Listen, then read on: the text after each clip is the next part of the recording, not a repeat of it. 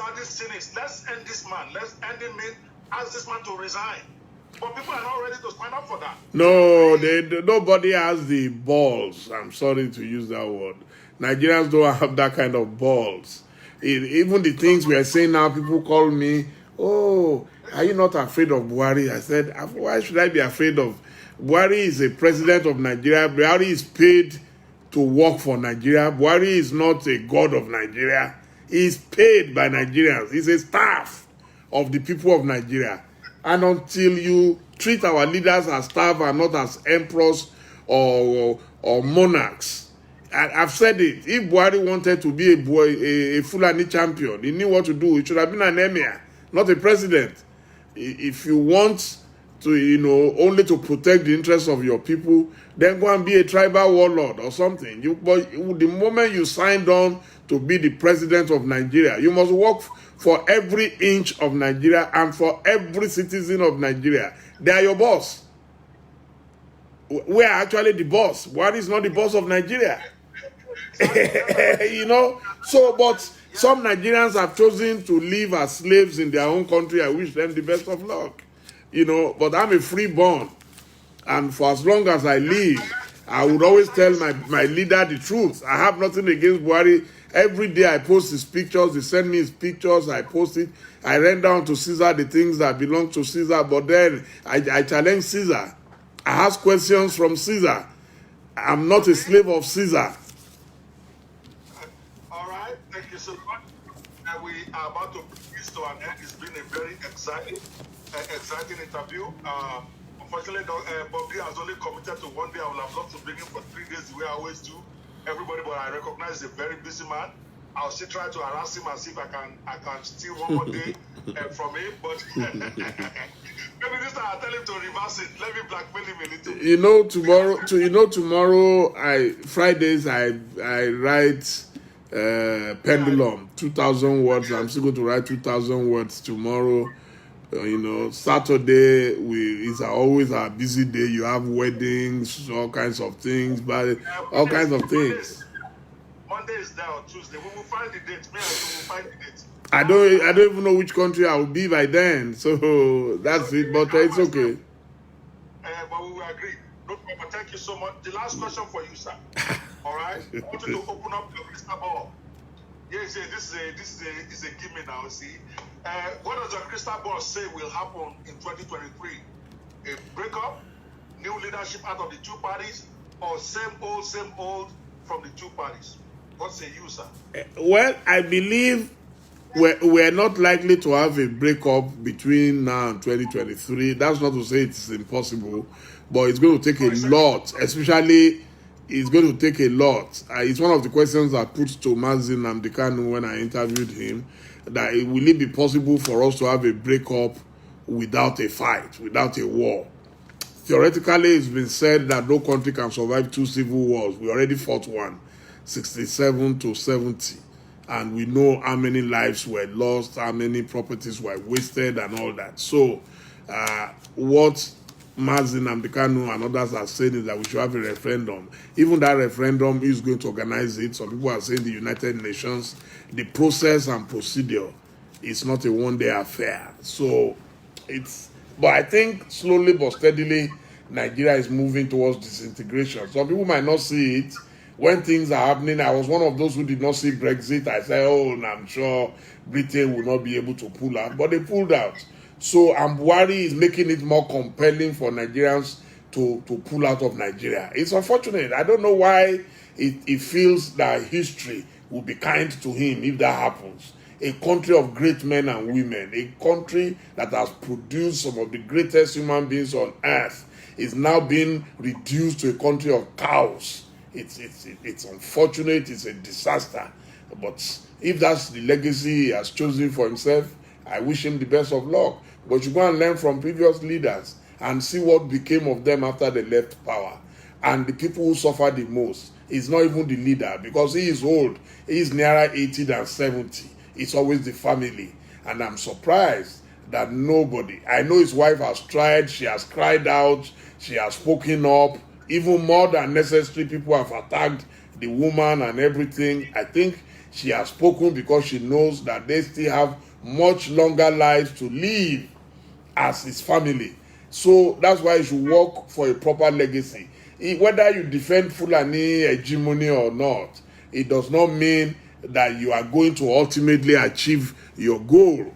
So, and all of us came by accident of birth. That you are a Yoruba man is an accident of birth. That you are a Fulani man is an accident. Next time, maybe you are going to be a Korean or a Japanese or a Kenyan. You don't know where you are going to land. So why are you fighting for, primordial things that are ephemeral, things that you cannot carry to heaven? You didn't bring anything to the world, and you shall take nothing. And when I read that the president said he will not hand over to his vice president when he was traveling, it reminded me of the foolishness of Mr. Donald Trump on the eve of his departure when he refused to allow the Air Force One to go and pick Joe Biden to come to Washington, D.C. And I shook my head. I said, he forgot that by this time tomorrow, Joe Biden will be the rightful owner of that same aircraft. So why are you carrying the world on your head? It's not necessary.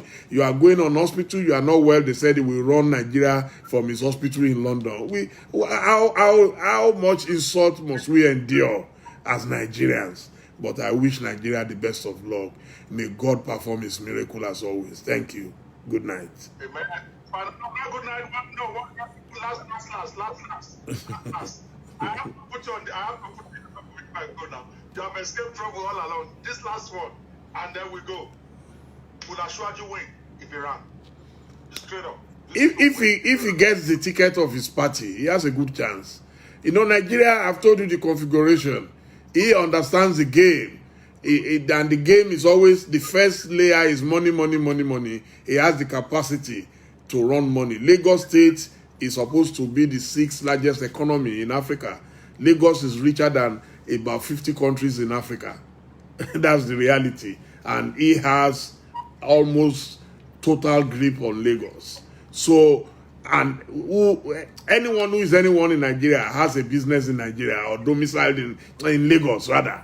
So, if he gets the ticket of APC, then it means that he has the backing of Buhari and others, and they will put their force behind him. Elections are not strictly based on even voting. In Nigeria, there are other things: security apparatus, judiciary, INEC. You have Islamic community, you have the Christian community. He is very well networked. As I said, his wife is very influential in Redeemed Christian Church. He is very influential among the Muslims. He is probably the most formidable politician in Nigeria at the moment.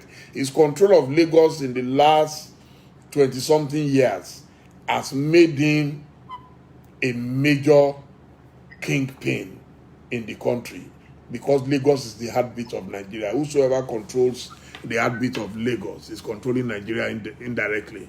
So if he gets the ticket of APC, I'm emphasizing that, because if he doesn't get the ticket, you cannot contest. And if he decides to go or form another party, it will be too late by then. Thank you so much. Guys, you cannot say Bob D did not wear the hot seat well. In fact, it didn't even feel hot to him. I'm the one that is feeling the heat, not him, as my interviewee. I want to appreciate you, Bob D, for spending this time with us. It's been almost 4 hours, 10 minutes to 4 hours on the mark. We do marathon interviews, and I want to appreciate you for, he never dug even one question. He never dug any, and I always appreciate that.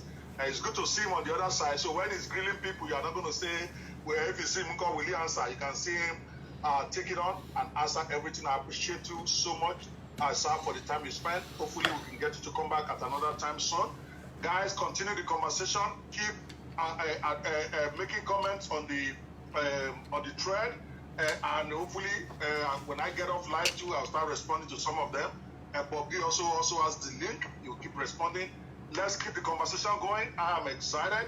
I'm looking forward to launching my own Fish to Eat and Fish for Life project sometime next week, so that I can start to also join others in being a blessing to our less fortunate in society. If anybody who still has a little to put in wants to join me in doing this, you know where to find me. I'm everywhere on the internet.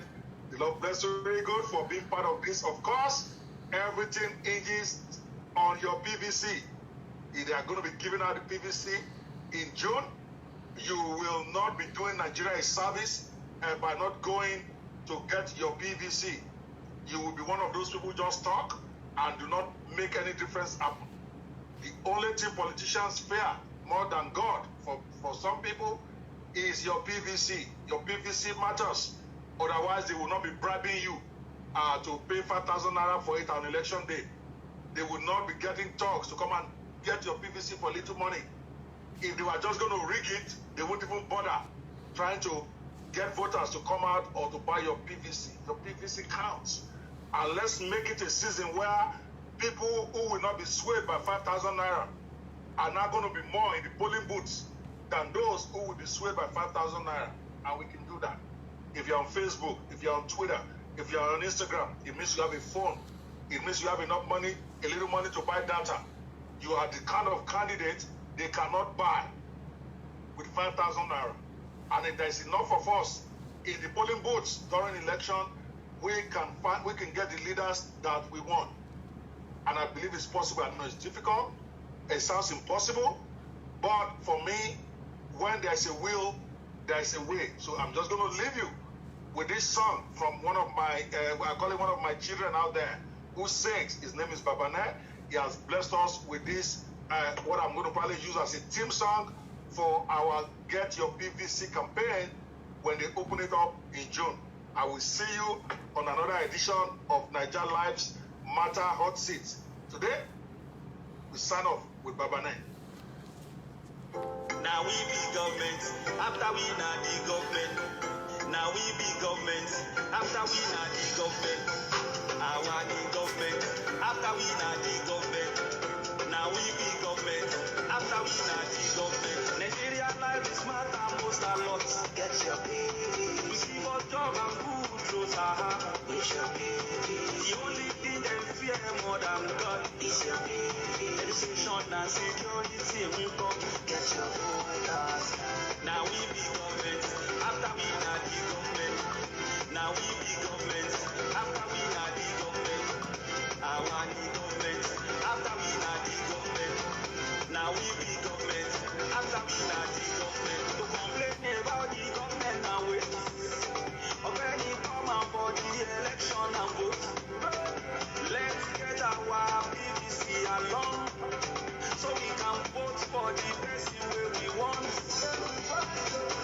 Better tomorrow. It's time to get up and go. Get up and go. It's time to get my PVC with that year. Join the PVC challenge. Use your PVC for children. For children. Use your PVC for children. For children. Use your PVC for children. For children. Use your PVC for children. For children. Nigeria life is matter most a lot. Get your PVC. We give us job and food throws our heart. Get your PVC. The only thing they fear more than God is your PVC. Education and security we come. Get your voters.